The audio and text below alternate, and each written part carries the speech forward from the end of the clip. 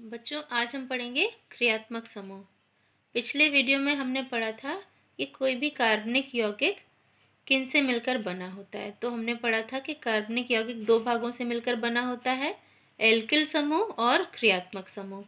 तो एल्किल समूह जिसे हम R से प्रदर्शित करते हैं और क्रियात्मक समूह को X से प्रदर्शित करते हैं। तो कल हमने एल्किल समूह या पिछले वीडियो में हमने एल्किल समूह पढ़ लिया था। आज हम पढ़ेंगे क्रियात्मक समूह।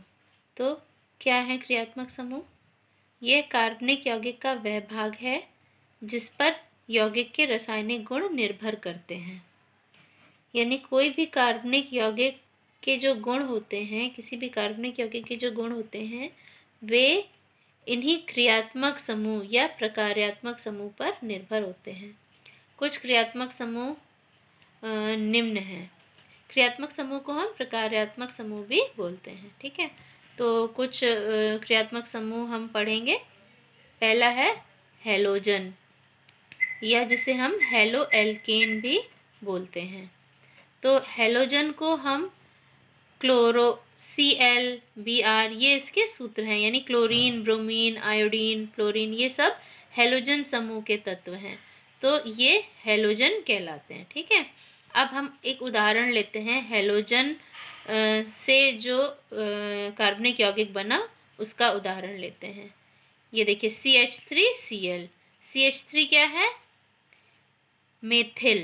कल हमने पढ़ा था, पिछले वीडियो में हमने पढ़ा था कि मेथेन में से एक हाइड्रोजन अगर निकल जाए तो वो मेथिल में बदल जाता है ना।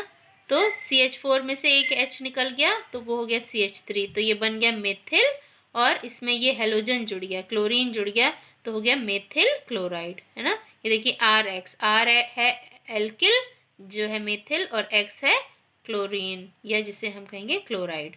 तो हो गया ये RX, यानी कार्बनिक यौगिक बन गया जिसका नाम है मेथिल क्लोराइड। देखिए इसको हमने संरचनात्मक रूप में दर्शाया है CH3, और जहाँ पर एक हाइड्रोजन था उस हाइड्रोजन को हटाकर यहाँ पर क्लोरीन जुड़ गया, है ना।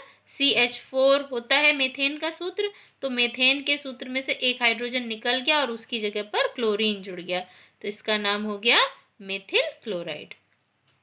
दूसरा क्रियात्मक समूह है एल्कोहल, या जिसे हम हाइड्रोक्सिल भी बोलते हैं।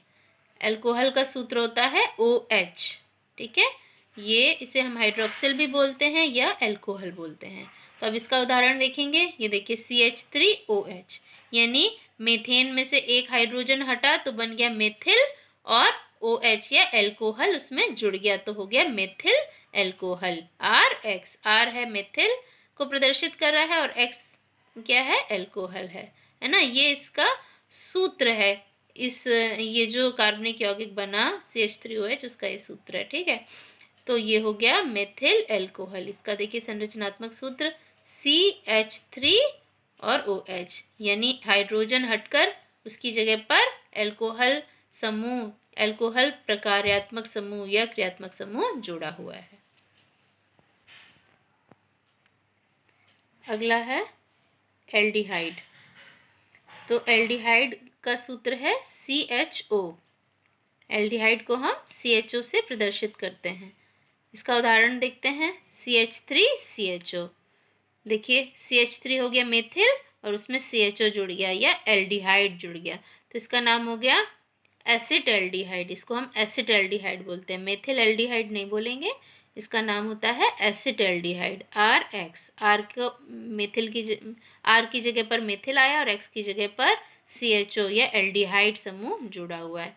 देखिए इसको संरचनात्मक रूप में हम ऐसे दर्शाएंगे CH3, और H की जगह पर ये ग्रुप आ गया, ये समूह आ गया। यहाँ पर H होता मेथेन का, उस H को रिप्लेस करके, उस H को हटाकर CHO या एल्डिहाइड समूह जुड़ गया। ये देखिए पूरा, है ना।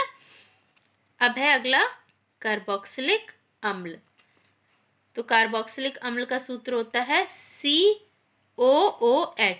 COOH। ठीक है, जिसको संरचनात्मक रूप में ऐसे दर्शाते हैं।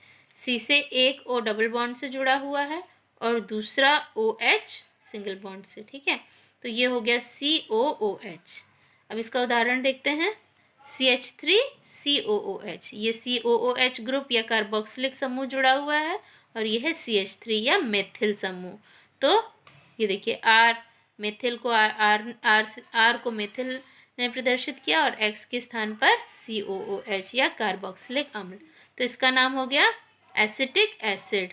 अम्ल को हम हिंदी में एसिड, अम्ल को हम इंग्लिश में एसिड बोलते हैं, तो इसका नाम है एसिटिक एसिड। ये देखिए CH3 और यहाँ के H के स्थान पर COOH, ठीक है। ये मीथेन का सूत्र है CH4, यहाँ पे H होना चाहिए था, उस H को हटाकर यहाँ पर ये समूह जुड़ा है COOH, ठीक है। तो इस तरह से यहाँ पर आप बार बार देख रहे होंगे कि मीथेन का हम उदाहरण ले रहे हैं। मीथेन से एक हाइड्रोजन हटा और उसकी जगह पर क्या बन गया, मेथिल बन गया और उस मेथिल के साथ क्रियात्मक समूह जुड़ा है। तो यहाँ पर कौन सा क्रियात्मक समूह है, कार्बोक्सिलिक अम्ल। अगला है कीटोन। कीटोन का सूत्र होता है C≡O या जिसे हम सीधे CO भी बोलते हैं, ठीक है। अब ये देखिए यहाँ पर C और ये दो एकल आबंध दिखाए गए हैं क्योंकि कार्बन की संयोजकता 4 होती है, 1 2 3 4। ये दो द्विआबंध ऑक्सीजन से जुड़ा हुआ है और कार्बन यहाँ पर एकल आबंध से देखिए मेथिल या एल्किल समूह से जुड़ेगा। ये देखिए इसको इस तरह से दर्शाते हैं, उदाहरण हम देख रहे हैं। एक मेथिल ये लगा हुआ है, ये जो बंध है इस बंध से एक मेथिल जुड़ा है और दूसरे वाले बंध से एक मेथिल जुड़ा हुआ है और ये इस कार्बन से ऑक्सीजन जुड़ी हुई है। तो ये दो मेथिल जुड़े हुए हैं और ये कीटोन ग्रुप, ठीक है। तो इसका नाम है एसीटोन, इसका नाम है एसीटोन क्योंकि कीटोन है इसलिए इसका नाम एसीटोन। अभी इनका IUPAC नाम रखना आपको मैं बताऊंगी। तो अभी हम क्रियात्मक समूह पढ़ रहे हैं। तो ये है कीटोन समूह और ये बन गया एसीटोन। इसको हम इस तरह से भी लिख सकते हैं, देखिए CH3COCH3, यहाँ पर भी वही है CH3COCH3। ये अलग अलग संरचना में हम लिख सकते हैं इसको। देखिए यहाँ पर हमने दूसरी संरचनात्मक सूत्र के रूप में दर्शाया है CH3 और ये CO फिर ये CH3, यही वाला सूत्र, यही जो अणुसूत्र है इसको हमने इस संरचनात्मक सूत्र के रूप में दर्शाया। देखिए CH3, ये वाला CH3 और बीच में CO, C double bond O, ठीक है। तो ये हो गया एसीटोन।